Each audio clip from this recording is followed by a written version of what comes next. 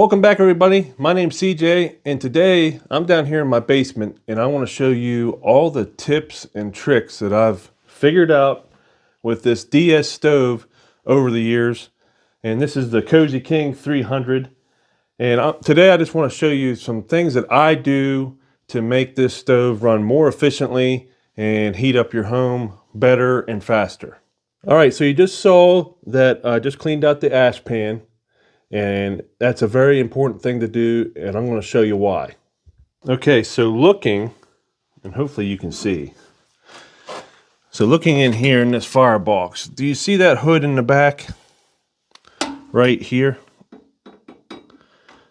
That's what's blowing air from the draft blower into the firebox. There's a hood here, and there's a hood right here.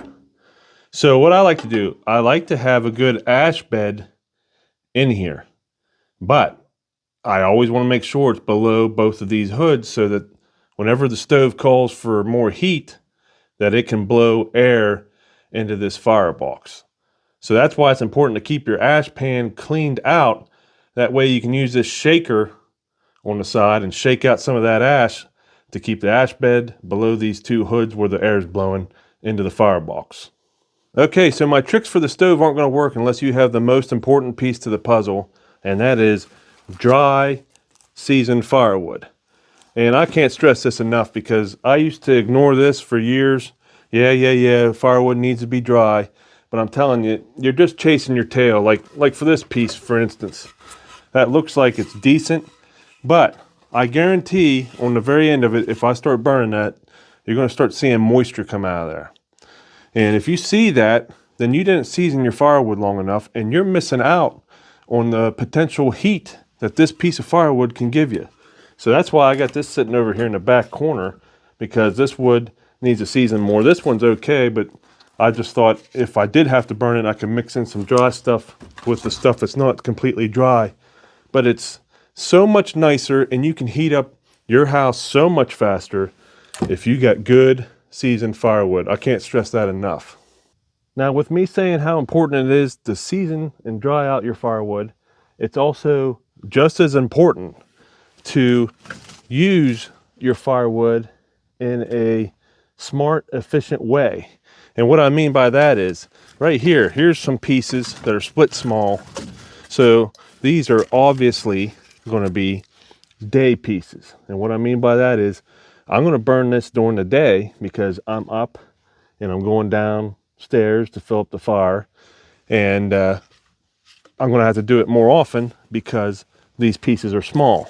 Now, a piece like this that's cut and split thicker, I'm going to burn that at night. Also, I pay attention to what type of wood I have. So far this year, we've used 3 of these totes, and they say 3 of these totes equals a cord. And so what I'm guessing, I've never measured it out before, but I'm guessing we go through 3 to 4 cords of firewood a year. So 9 to 12 totes of firewood. So what I do check the type of wood that I'm burning, because some firewood burns faster. And we had a bunch of poplar that we cut up, and we did burn it because it makes heat, but it just burns up very quick. Now, if I wanted to put something in all night, this log right here, it's cut thick, and this is black locust. Whenever you wake up in the morning, you're going to find some hot coals, and I'm going to show you how I set up the fire for night. Okay, so the fire is going out. Kelsey had it going for me this morning, but I was on midnights, and so I don't think she put enough in there before she went to church.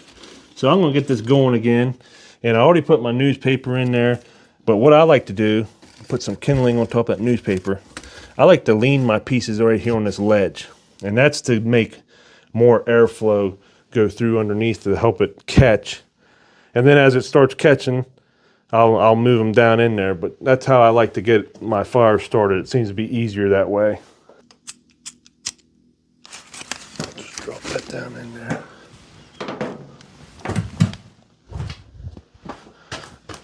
Now right now I don't have the draft blower on, just so that you can hear the audio better.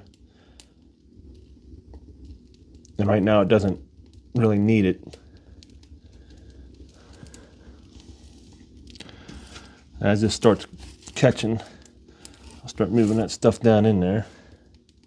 So while this fire's taking off, I think this year is the best I've had this dialed in as far as burning efficiently and warming up the house. Or as dialing this thing in, I used to mess with these knobs on the front and even with the one on the bottom. But this year, I haven't touched them at all. I've left them all three completely shut.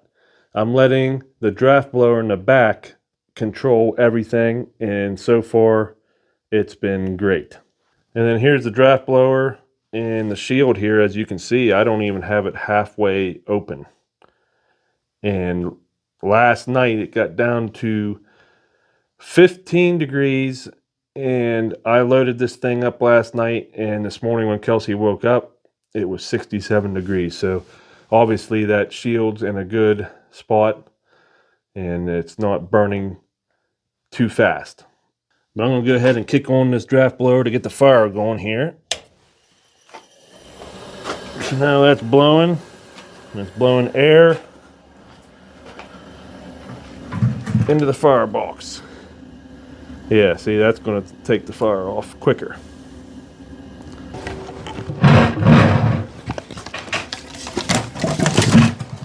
Now it used to be I would be real stingy with my firewood and, you know, put enough in there to get a fire going, warm up the house a little bit, and then let it go out again. But I tell you, I've learned you're not doing yourself any favors by letting your fire go completely out on this stove, because you use a load just heating this stove up to where it's going to kick on to blow hot air through your ductwork. So you're better off to load this thing up and to keep it going. And then that's where this stove is very, very efficient. Once you got a nice hot stove, this thing will crank out the heat. It will warm up your house quick.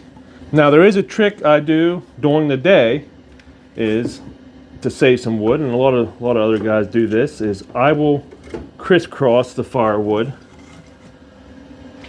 and then that way you don't use as much, because like I said, we'll come down here during the day and fill it up again. But if you crisscross it, it'll fill it up a little bit quicker and you don't use as much.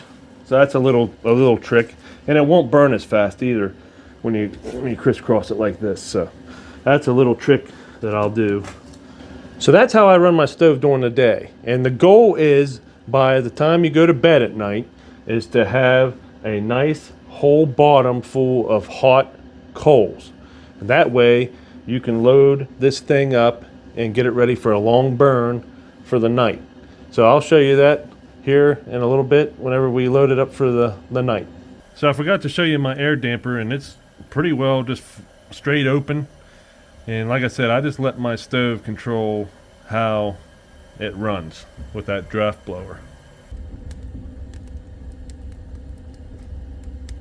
All right, so I'm getting ready to go out midnight shift tonight, and I'm down here, and what I'm going to do is I'm going to fill this stove up one last time. And like I said earlier, the temperature is supposed to get down to like 13, 14 degrees. So normally on a normal 34 degree night, I'll only fill this firebox maybe halfway.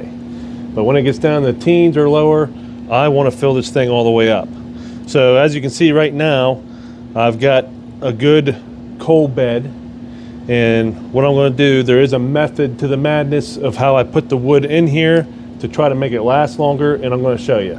So I'm going to start with my smaller pieces, and that's elm right there. I'm going to throw some elm, keep going, and I'm not worried about putting air gaps in here either. I'm going to put some cherry in there, and as I work my way up, I'm going to go to my hotter burning woods. That's some maple right there.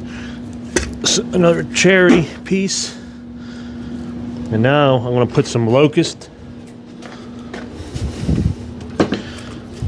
I got a couple small pieces here.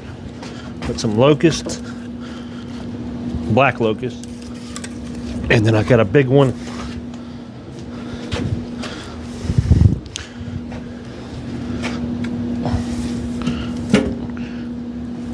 right there. And then to top it off,